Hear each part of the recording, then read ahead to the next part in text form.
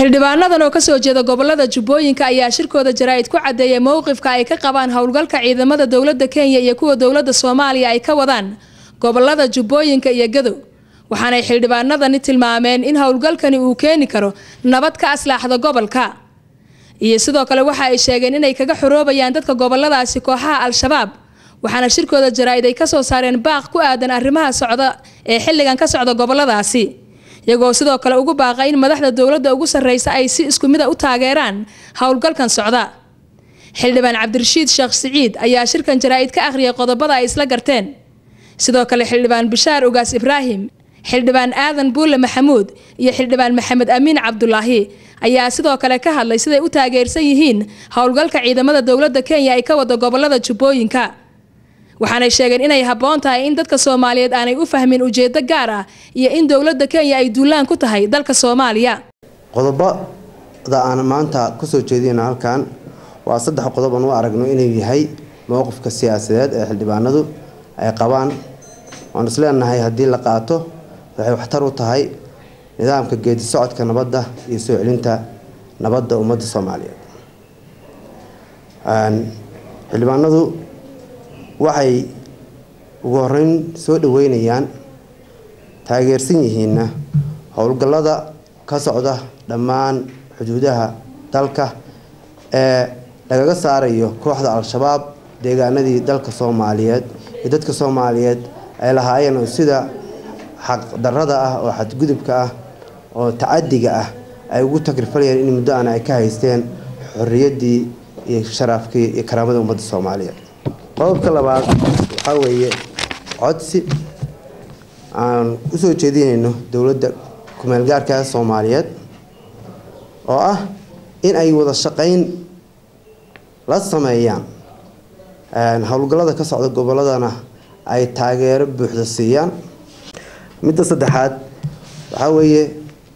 dadweynaha iyo shacabka degan dhammaan dalka Soomaaliya guud ahaan waxaanu ka codsanaynaa in ay muruq iyo maalba la garab istaagaan ciidamada iyo xoogga u istaagay inay al-shabaab dalka ka xoreeyaan annagu ka xildhibaan ahaan xildhibaanada ka soo jeeda gobolada Jubbooyinka iyo Gadow waxaan cadeynaynaa inaan taageersanahay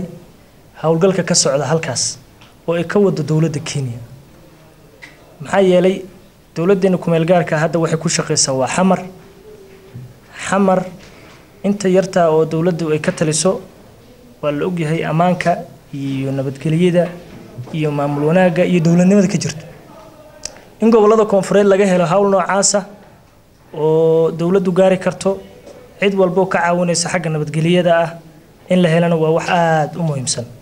sida ay sheegeen walaalahay ama saaxiibaday saddexda qodob oo ahayd howlgallada waxaan taageersanahay ciidamada ay ka wadaan xuduudyada min galgaduud ilaa iyo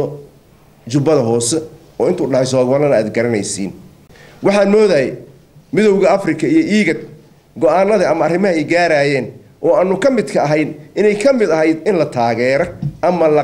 nabadgelyada deegaanada ama nabadgelyada dalka Soomaaliya qodobka koowaad marka sidii la yiri waxaan leenahay ciidankaas ma la qabsanayo lama qabsan kara ciidankeena hor socda yaana ka dhigin siyaasad kale nooc kale yaan loo yeelin shacab weynaha waxaan ka codsanaynaa awoodda ayaga leeyahay awoodda leh inay fikirkaas u arkaan Soomaaliya in dalka nabadgelyo lagu soo celiyo arinta yaanay noqonin hebel baa wax sheegay hebel baa saas yireen hawsha la wada waxa weeye waa dejinta iyo nabadgelyada iyo midnimada iyo horumarka dalkeena fadlan yaan noqonin wax la emotional ama wax la kacid ama markii ay noqonin war ciidankan meesha uu u jeeda muxuu ka qaban karaa war Kenya ma qabsan karto waa saaxiibadeen wayna taageeradii diidin iskaashiga gobolada ka socda ama Galgaduud ama Hiiraan ama Bakool ama Gadow ama Jubbooyinka howlaha ka socda iyo xamar in la isku xiro mar hore ahayd ma dhicin hadda waxaan u baahanahay inta ay dhacdo in la isku xiro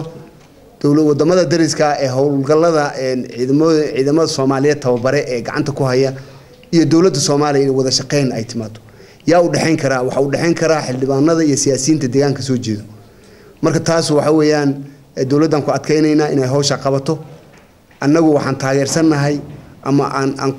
ku howlanahay in shabaab laga saaro dalka cid kasto gacan naga siinaysan waan soo dhaweynaynaa dowladda Kenya way gashay hawsha way ku jirtaa dowladda Ethiopia ciidamada tababartay xuduudada ay ku haysaa ama ay howlgalo ka socdaan iyo caalamka kale oo daba taagan oo taageerayo iyo dowladda Soomaaliya shacbiga Soomaaliyeed oo gacmaha isqabsada shab waa laga adkaanaya waxaanay ku soo beegmaysaa shirkooda jaraa'id iyadoo aragtiyo badan dadku ay ka qabaan ka qaybgalka ciidamada dowladda Kenya ee gobolada Jubbooyinka ee dalka Soomaaliya Xamdi Maxamed Kadiye Universal TV Nairobi